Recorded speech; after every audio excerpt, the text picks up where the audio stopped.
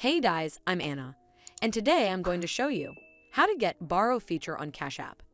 So first of all, you need to make sure you're running the latest version of the app. Once updated, open up Cash App on your device, and then tap on this profile icon in the top right corner. From here, you need to scroll down and tap on Support. Over here, you need to tap on Something Else.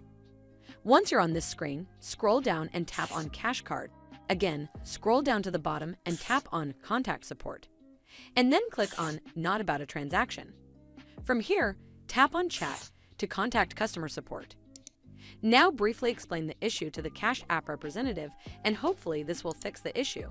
If it did, then make sure you give this video a super thanks by clicking on this heart icon to help support the channel. And don't forget to hit that subscribe button. We'll see you in the next one.